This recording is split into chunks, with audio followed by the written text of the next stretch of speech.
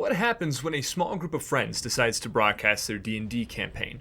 For Critical Role, it turned into a global phenomenon, captivating millions of fans worldwide.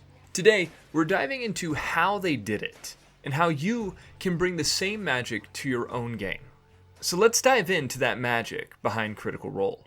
Critical Role started out as a home game among a few friends who happened to be voice actors, but quickly became a cornerstone of the tabletop gaming world. And though their adventures in Exandria started out in Taldore with Campaign 1, Campaign 2, taking place in Wildemount, was really what captured the imagination of millions, inspiring fan art, merchandise, and so much more. In this video, we're going to talk about 5 key factors that turn this campaign into a cultural phenomenon, and how you can bring this magic into your own games. From unforgettable characters to community-driven storytelling, there's something here for everyone. So let's get started. First on the list, we have obviously got just the uniqueness of the storytelling in Critical Role. Critical Role's storytelling goes beyond a typical D&D game. Matt Mercer is brilliant at weaving complex narratives filled with layered conflicts, emotional stakes, and moral dilemmas that keep both players and audience engaged. Take Ford's Cloven Crystal arc. First, the mysterious circumstances that surrounded the shipwreck and his near death. Then his involvement later on with Evantica and the pirates there. In Dark Toe, the layered conflicts, bringing us all the way toward what we would eventually know to be Uk'otoa. Or Jester's mysterious connections with the Gentleman, the Ruby of the Sea, a massive game of political intrigue, love, betrayal, and revenge. Or even Caleb's journey, a character burdened by guilt and searching for redemption, almost drowning in layers of allegiance and figuring out where his true allegiance lies. These stories weren't just compelling for the table, it kept all of us viewers on the edge of our seats. And if you want to apply this same type of storytelling in your games, focus on crafting a story that challenges your players. Allow the story that you've created to be driven by player motivations. Introduce personal stakes for each character, a lost family member, a hidden secret, and let their decisions shape the world around them. That's how you get player buy-in, not just character buy-in, but this will keep your players pushing your story forward. Next up, we've got memorable characters. While the characters in the first campaign were truly memorable, and honestly, I have a big spot in my heart for those characters and the nostalgia that they bring me.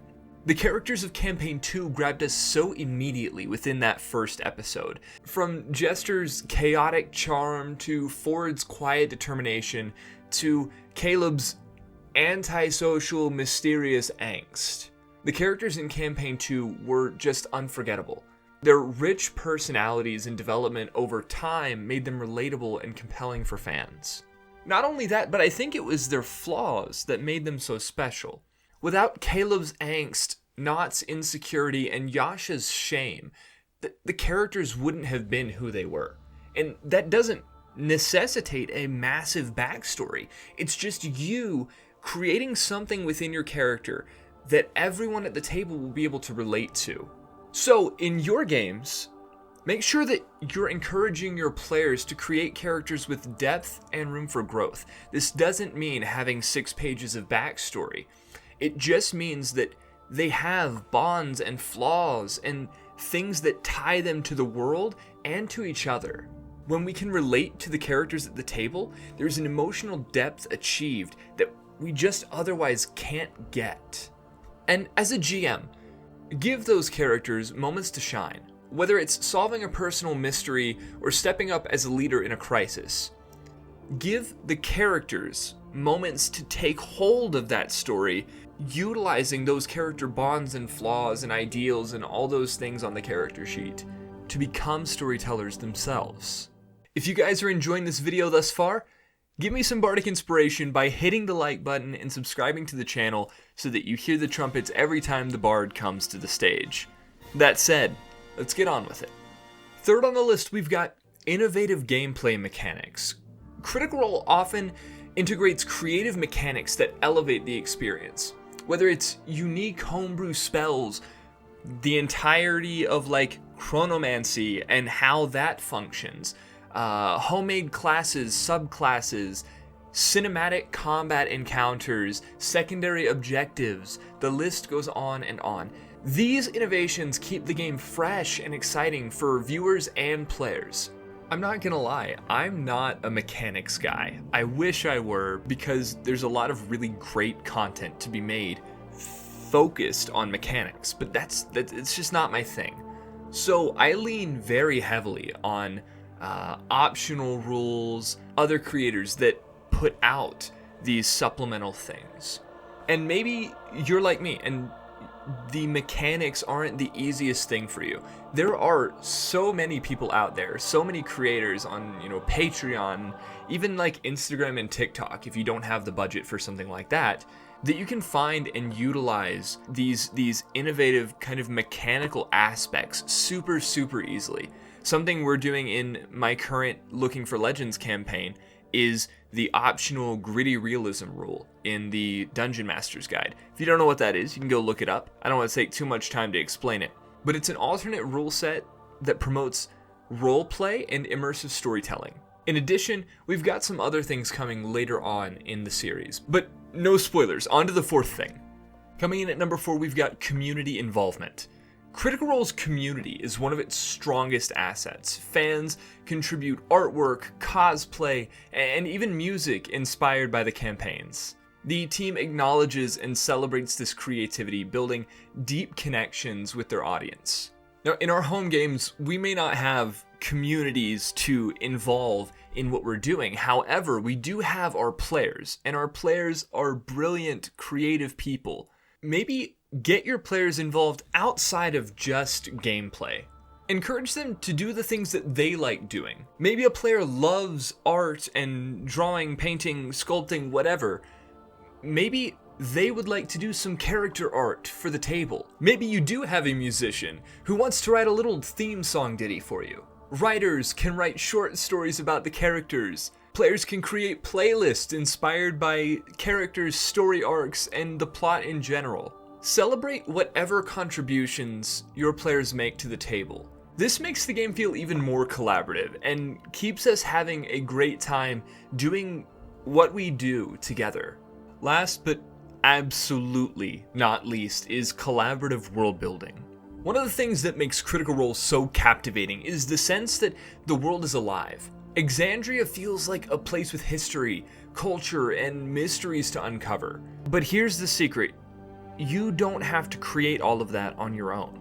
Each of the players in the cast of Critical Role had a huge hand in helping Matt form the world. Sure, he had perhaps thousands of years of history already written, but those little minute details, the organization of factions, the hierarchy within a college, NPC contacts, etc., those were all things that the players helped Matt to flesh out.